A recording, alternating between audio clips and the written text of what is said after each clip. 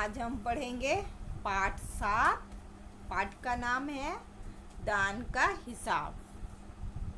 तो पहले पाठ के बारे में जानकारी लेते हैं।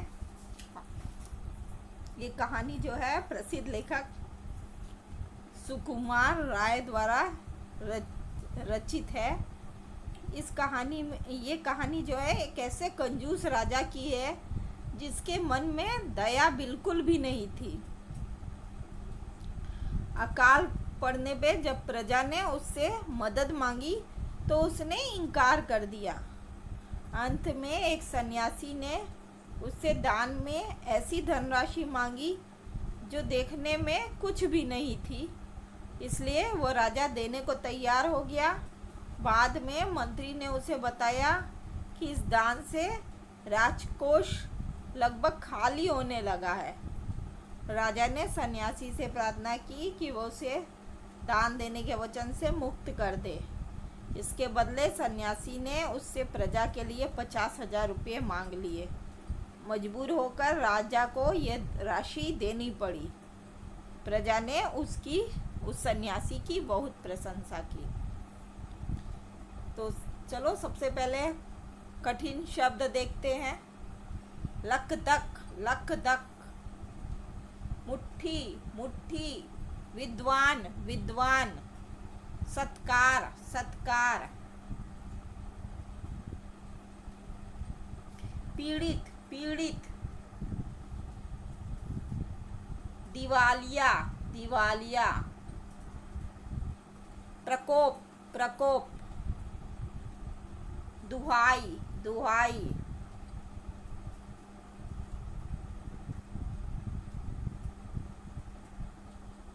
राजकोष राजकोष, सुगंधित सुगंधित,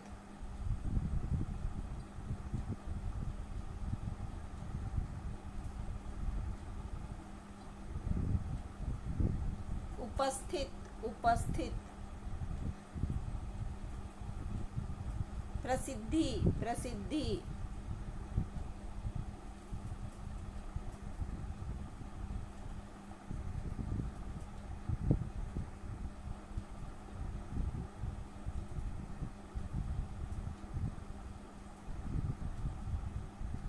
हड़बड़ाता हड़बड़ाता,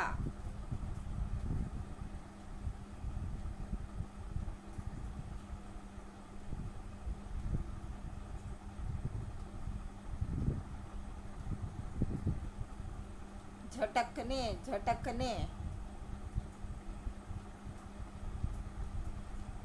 दुहाई दुहाई, समझौता समझौता,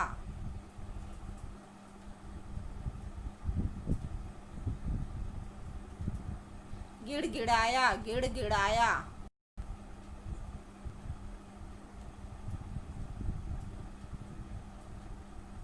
तो बच्चों ये हो गया कठिन शब्द। अब थोड़े शब्दों का अर्थ देख लेते हैं।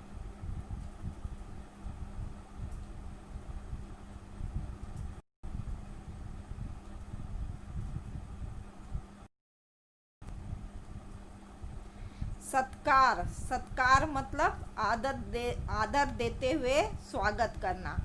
दिवालिया जिसके पास धन खत्म हो गया हो। अकाल भूखमरी अभाव। प्रकोप प्रबलता। राजकोष राज का खजाना। राहत आराम चैन। गुहार रक्षा के लिए पुकार दुहाई। खुराक खाना। सन्यासी त्यागी व विरक्त व्यक्ति। भिक्षा भीख। लोभी लालची लाचार मजबूर विवश। तो चलो बच्चों कहानी पढ़ते हैं। एक था राजा। राजा जी लकदक कपड़े पहनकर यूं तो हजारों रुपए खर्च करते रहते थे, पर दान के वक्त उनकी मुट्ठी बंद हो जाती थी। एक राजा थे। वो कपड़ा तो बहुत चमकदार पहनते थे और कपड़ों पे पहन के हजारों रुपये खर्च करते थे। पर अपने ऊपर तो वो हजारों रुपया खर्च करते रहते थे, पर जब दूसरों को देना होता था, दान करना होता था, तो बहुत कंजूस हो जाते थे, जरा भी दान नहीं करते थे। राज्यसभा में एक से एक नामी लोग आते रहते थे, लेकिन गरीब, दुखी, विद्वान, सज्जन, इनमें से कोई भी नहीं आता था, क्योंकि वहाँ पर इनका बिल्कुल सत्कार नहीं होता था।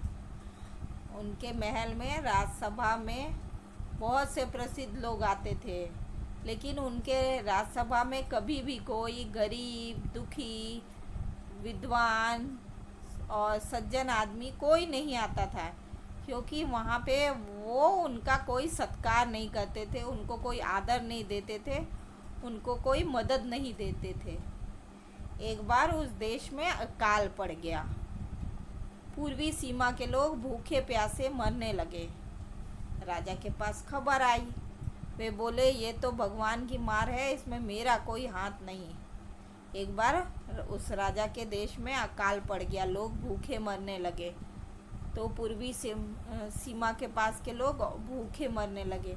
तो राजा के पास खबर आई, तो राजा क्या बोलता है, हम थोड़े ही भगवान हैं, भगवान की मार है ये तो, इसमें मेरा कोई दोष नहीं है, ये तो भगवान का दिया हुआ है। लोगों ने कहा, महाराज, राज भंडार से हमारी सहायता करने की कृपा करें, जिससे हम लोग दूसरे देशों से अनाज खरीद कर अपनी जान बचा सके। राजा से उनकी प्रजा ने कहा, महाराज, राज भंडार में जो पैसा है या अनाज से हमारी मदद कीजिए, पैसा देंगे तो हम लोग दूसरों देश के से अनाज खरीद के लाएंगे और खाएंगे, और इससे हम लोगों का जान बच पाएगा। राजा ने कहा, आज तुम लोग अकाल से पीड़ित हो, कल पता चलेगा कहीं भूकंप आया है, परसों सुनूंगा कहीं के लोग बड़े गरीब हैं, 2 वक्त की रोटी नहीं जुटती। इस तरह सभी की सहायता करते करते जब राज भंडार खत्म हो जाएगा, तब खुद मैं ही दिवालिया हो जाऊंगा। ये सुनकर सभी निराश होकर लौट गए। लोग उससे सहायता मांगने लगे, तो बोला, इसमें मेरा क्या गलती है, वो तो भगवान ने दिया है अकाल, मैं कुछ सहायता नहीं कर सकता। लोग बोले, नहीं महाराज, आप थोड़ा राज भंडार से आप पैसा दे दें, तो हम दूसरे से अनाज खरीद के, दूसरे देश से अनाज खरीद के खा सकते हैं। राजा बोले, आज तो तुम लोग अकाल के पीड़ित हो, अकाल आज तुम्हारे पास आया हुआ है, अकाल आया हुआ है तुम्हारे राज्य में, तुम लोगों को अनाज नहीं मिल रहा है, कल मालूम चलेगा कहीं पे भूकंप आ गया है, तो दूसरे दिन परसों सुनेंगे हम कि मेरे देश के कुछ लोग बहुत गरीब हैं, उनको रोटी नहीं मिलती है, तो क्या हम सबका सहायता करते रहेंगे? ऐसे सबका सहायता करते रहेंगे तो मेरा राज भंडार खत्म हो जाएगा और मैं खुद ही दिवालिया हो जाऊंगा, मैं खुद ही भिखारी बन जाऊंगा, इसलिए मैं किसी की सहायता नहीं कर सकता। ये सुन के बेचारे सभी कोई निराश हो गया और लौट गया। इधर अकाल का प्रकोप फैलता ही जा रहा था। ना जाने रोज कितने ही लोग भूख से मरने लगे। लोग फिर राजा के पास पहुँचे। उन्होंने राज्यसभा में गुहार लगाई, दुहाई, महाराज, आपसे कुछ नहीं चाहते, ज़्यादा कुछ नहीं चाहते, सिर्फ 10,000 रुपया हमें दे दो, तो हम आधा पेट खा के जिंदा रह जाएंगे। इधर और अकाल और ज़्यादा बढ़ने लगा, लोग भूख से मरने लगे। फिर कुछ लोग फिर गए राजा के पास और महल में राज्यसभा में जाके बोलने लगे, महाराज दया करो, महाराज हम आपसे कुछ नहीं मांग रहे हैं, सिर्फ 10,000 रुपया दे दो, तो हम सभी लोग मिलके आधा पेट खा के जिंदा तो रह पाएंगे। राजा ने कहा, 10,000 रुपये भी क्या, तुम्हें बहुत कम लग रहे हैं? और इतने कष्ट में जीवित रहकर लाभ ही क्या है? राजा बोला 10,000। 10,000 तुमको कम लगता है? और इतना कष्ट है तो तुम जिंदा ही रहना क्यों चाहते हो? जिंदा रहने से तुमको क्या मिलेगा? तो धन्यवाद बच्चों। आगे की कहानी दूसरे भाग में।